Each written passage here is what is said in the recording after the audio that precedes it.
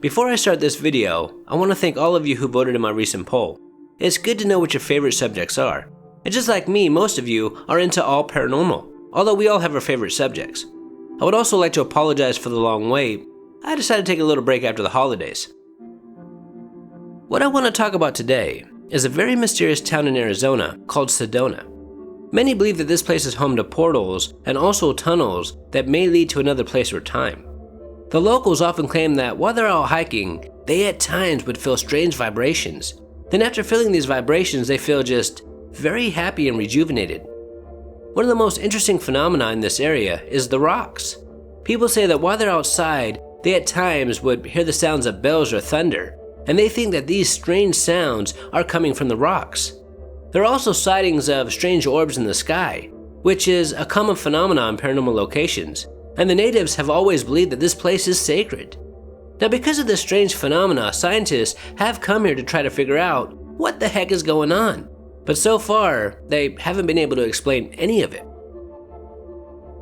One fascinating story, which I have covered before but only in very small detail, happened in 1956 in Sedona, when a man, Ron, just recently released from the military, and his brother Chuck went to Arizona to look for lost treasure that allegedly the Spanish hid when they occupied this region.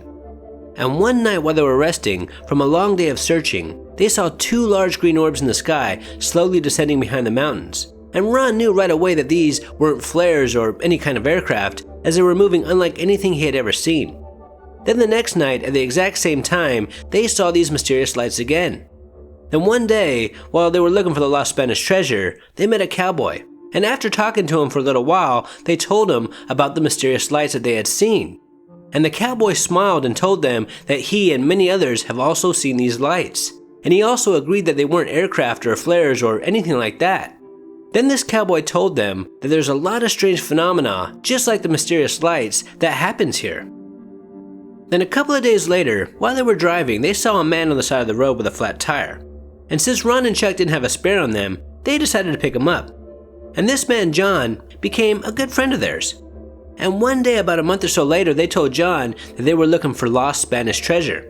And as they were talking, John told them that if they ever came across a mysterious looking stone archway, don't walk through it. Now Ron and Chuck, extremely curious, wanted to know why. So John told them. He stated that in the early 1800s, 3 members of his tribe were out hunting one day, when they came across a very strange rock formation in the form of an archway.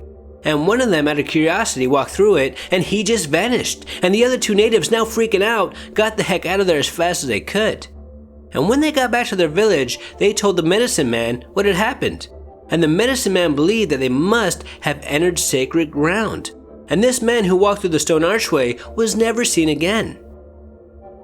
Now this story spread amongst the natives. And even though it was now considered sacred ground, some would still go there and throw things through it. One woman threw a rabbit and it just vanished. They would also throw stones or whatever else they could find on the ground, and according to them, they would all just disappear. And this archway became known to them as the doorway of the gods. Even John himself claimed to have seen this archway many times, but only once had he ever witnessed anything strange. John told them that one very dark and stormy day, he was riding past the archway, and he noticed that through the archway, and only through the archway, the sun was shining and the sky was blue. And this freaked him out so much that he never returned to this location, and he now truly believed in the stories. Now, although John knew the location, he wasn't going to tell Ron and Chuck. It was a secret to his tribe only, and also, he might have been trying to protect them, as he knew that they would probably try to walk through it. Then a couple of months later, while searching Sedona for the lost treasure, Ron and Chuck believed that they might have stumbled upon the archway.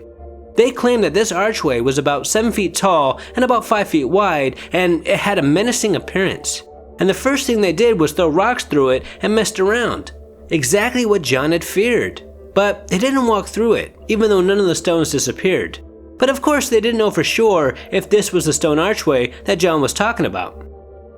Then a couple of days later one evening, while resting at their camp, they noticed that it was very quiet.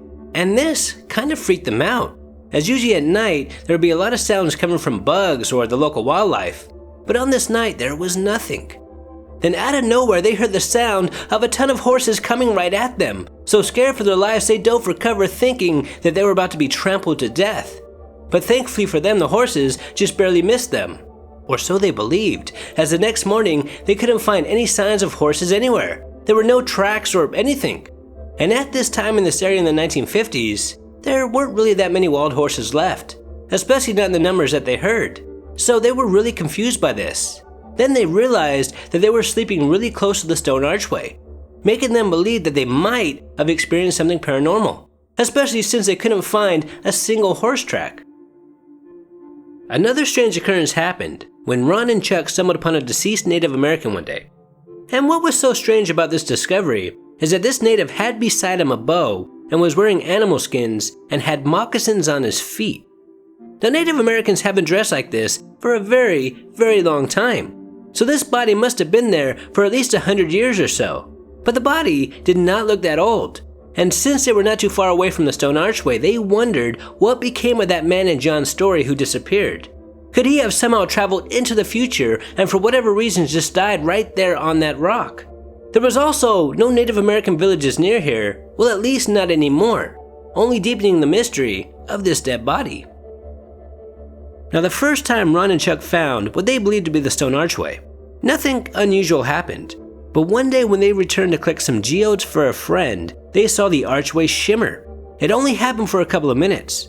They also felt a strange pressure within their ears, and this really freaked them out, and they got the heck out of there as fast as they could.